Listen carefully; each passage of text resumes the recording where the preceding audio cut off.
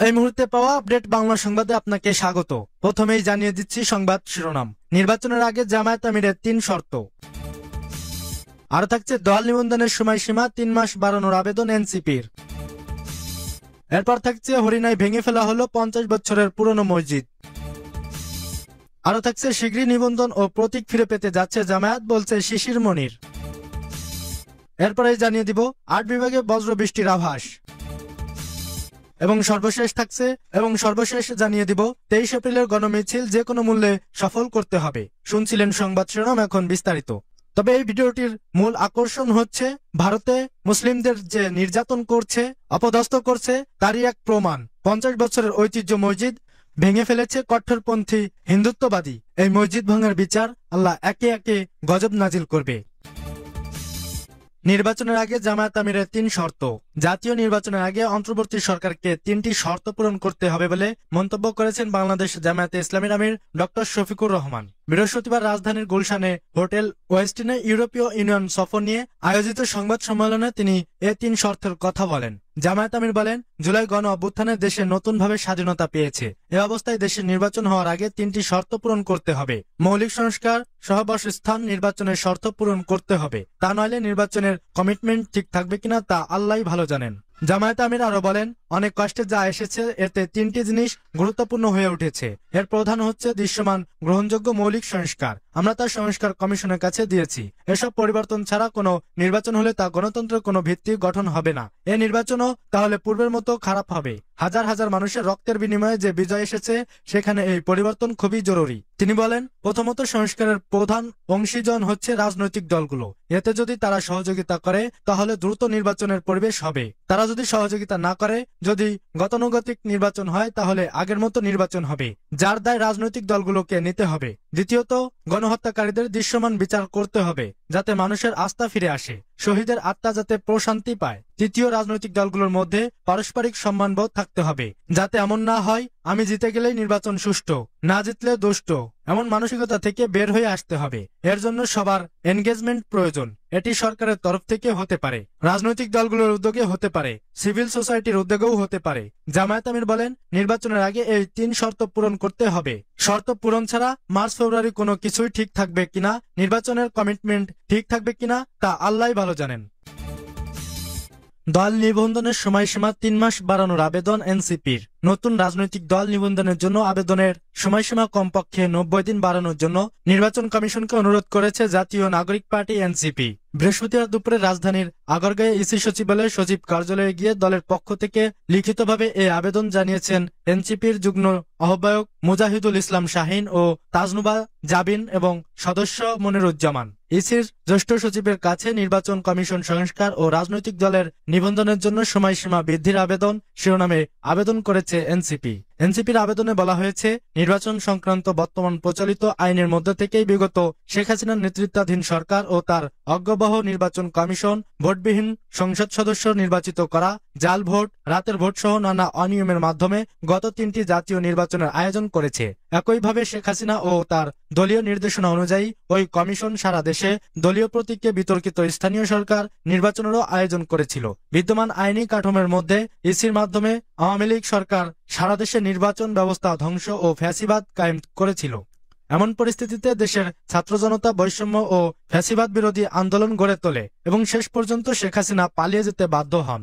NCP বলেছেন, ঐতিহাসিক July August গণ অভ্যুত্থানের ধারাবাহিকতায় গণমানুষের প্রত্যাশার আলোকে এনসিপি প্রতিষ্ঠিত হয়। গণ অভ্যুত্থানের পর অধ্যাপক মোহাম্মদ ইউনূসের নেতৃত্বাধীন অন্তর্বর্তী সরকার বিভিন্ন সংস্কারমূলক কার্যক্রম শুরু করে। এর মধ্যে নির্বাচন ব্যবস্থা সংস্কারের জন্য একটি কমিশন গঠন করা হয়। এই কমিশন একটি প্রতিবেদন সহ তাদের সুপারিশ কর্তৃপক্ষের কাছে দিলেও এখন পর্যন্ত মৌলিক সংস্কার কার্যক্রমে দৃশ্যমান কোনো অগ্রগতি নেই। নির্বাচন কমিশনের মৌলিক সংস্কার এবং বিদ্যমান আইন যুগোপযোগী না করেই বর্তমান ইসি রাজনৈতিক দল নিবন্ধনের জন্য গত ১০ মার্চ একটি বিজ্ঞপ্তি প্রকাশ করে।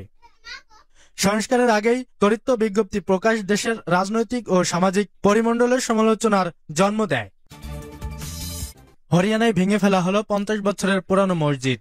ভারতের হরিয়ানা রাজ্যে ৫০ বছরের পুরনো একটি মসজিদ ভেঙে গুড়িয়ে দেওয়া হয়েছে।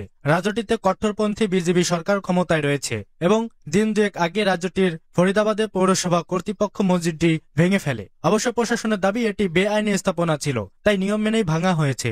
তবে স্থানীয়দের দাবি, মসজিদের সংক্রান্ত মামলা এখনো ভারতের সুপ্রিম কোর্টে বিচারাধীন, এখনো চূড়ান্ত রায় ঘোষণা করা হয়নি। এদিকে অর্ধশত বছরের পুরনো এই মসজিদ ভেঙে ফেলায় স্থানীয়দের মধ্যে ক্ষোভের সৃষ্টি হয়েছে। বুধবার পৃথক প্রতিবেদনে এই তথ্য জানিয়েছে সংবাদ মাধ্যম মুসলিম মিরব এবং সিয়াসত ডেইলি।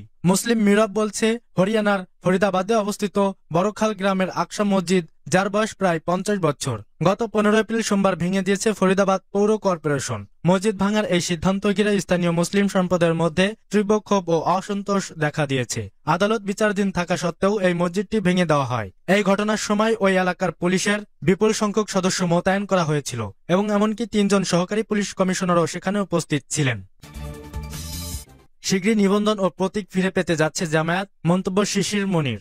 নিবন্ধন নিয়ে হতাশা না হতে বাংলাদেশ জামায়াতে ইসলামীর নেতাকর্মী ও সমর্থকদের প্রতি আহ্বান জানিয়েছেন দলটির আইনজীবী অ্যাডভোকেট শিশির মনির। শীঘ্রই দলটির নিবন্ধন ও প্রতীক ফিরে পেতে যাচ্ছে বলে আশা প্রকাশ করেছেন তিনি। বৃহস্পতিবার সাংবাদিকদের কথা জানান অ্যাডভোকেট শিশির মনির। এ সময় জামায়াত নেতা আজহারুল ইসলামের মুক্তির বিষয়টিও চলতি মাসেই ফয়সালা হবে বলে জানান তিনি। আসন্ন নির্বাচন নিয়ে এখন পর্যন্ত অন্তর্বর্তী সরকার সুনির্দিষ্ট তারিখ ঘোষণা না করলেও ভোটের প্রস্তুতি নিতে শুরু করে দিয়েছে রাজনৈতিক দলগুলো। পিছিয়ে নেই জামায়াতও। এর মধ্যে প্রায় 300 আসনের প্রার্থীও চূড়ান্ত করেছে দলটি। অথচ নিবন্ধন এবং প্রতীকের বিষয়টি এখনো নিষ্পত্তি হয়নি সর্বোচ্চ আদালতে। এর মধ্যে গণ অভ্যুত্থানের পর অন্তর্বর্তী সরকারের 8 মাস কেটে গেছে। এর মধ্যে রাজনীতির মাঠেও বেশ সরব বাংলাদেশ জামায়াতে ইসলামী। অথচ এখন পর্যন্ত নিবন্ধন না পায় ক্ষোভ ও হতাশা বাড়েছে জামায়াত নেতাকর্মীদের মধ্যে। বিষয়টিকে স্বাভাবিক বলছেন দলের আইনজীবীরা। এ বিষয়ে অ্যাডভোকেট শিশির মনির বলেন, যৌক্তিক কারণে বিলম্ব হলেও হতাশ হওয়ার কারণ নেই। শীঘ্রই নিবন্ধন ও প্রতীক ফিরে পাওয়ার মামলার চূড়ান্ত রায় হবে। তিনি বলেন, গত বছরের 5 আগস্টের পর আইনি প্রক্রিয়ায় অন্য দলের শীর্ষ নেতারা মুক্ত হলেও 1 যুগের বেশি সময় ধরে কারাগারে এটিএম আজাহার, সেটিও নিয়ে অসন্তোষ রয়েছে দলটির ভেতরে বাইরে। তবে মুক্তির আইনি প্রক্রিয়া শেষ, এখন শুধু শুনানির অপেক্ষা। 8 বিভাগে বজ্রবৃষ্টির আভাস। রাজধানী ঢাকা সহ দেশের 8 বিভাগে বজ্রবৃষ্টি হওয়ার আভাস দিয়েছে আবহাওয়া অধিদপ্তর। বৃহস্পতিবার আবহাওয়াবিদ AKM নাজমুল হক স্বাক্ষরিত এক পূর্বাভাসে এ তথ্য জানানো হয়েছে। পূর্বাভাসে বলা হয়, আগামী 24 ঘন্টায় রংপুর, রাজশাহী, ময়মনসিংহ, ঢাকা, খুলনা, বরিশাল, চট্টগ্রাম ও সিলেট বিভাগের কিছু কিছু জায়গায় অস্থায়ীভাবে দমকা হাওয়া এবং বিদ্যুৎ চমকানো সহ হালকা থেকে মাঝারি ধরনের বৃষ্টি বা বজ্রসহ বৃষ্টি হতে পারে। সেই সঙ্গে কোথাও কোথাও মাঝারি ধরনের ভারী থেকে ভারী বৃষ্টি হতে পারে।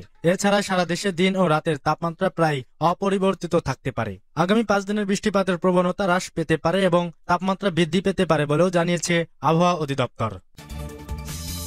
23 এপ্রিলের গণমিছিল যে কোনো মূল্যে সফল করতে হবে।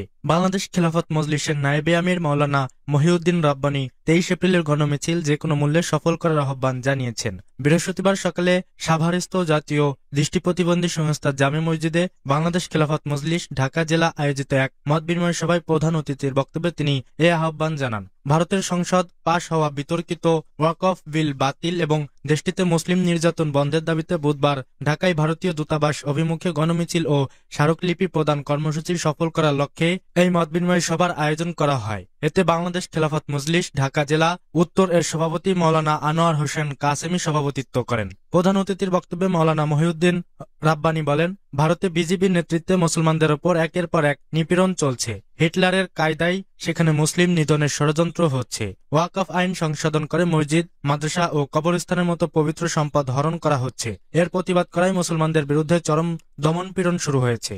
তিনি আরো বলেন, প্রতিবেশীর হক হিসেবে আমাদের দায়িত্ব ভারতের নির্যাতিত মুসলিমদের পাশে দাঁড়ানো। তাই 23 এপ্রিল গণমিছিলে যে কোনো অবস্থাতেই সফল করতে হবে। এটি আমাদের ইমানি, নৈতিক ও জাতীয় দায়িত্ব। বিশেষ অতিথির বক্তব্যে মাওলানা তোফাজ্জল হোসেন মিয়াজি বলেন, ফিলিস্তিনের মজলুমদের পাশে গোটা বিশ্ব দাঁড়িয়েছে, আমরাও দাঁড়িয়েছি। তবে ভারতের মুসলমানদের পক্ষে আমাদের অগ্রণী ভূমিকা রাখতে হবে। এই কর্মসূচি দলীয় ব্যানারেও হলেও পুরো দাবি জাতির, তাই সবাইকে রাজপথে নেমে আসতে হবে।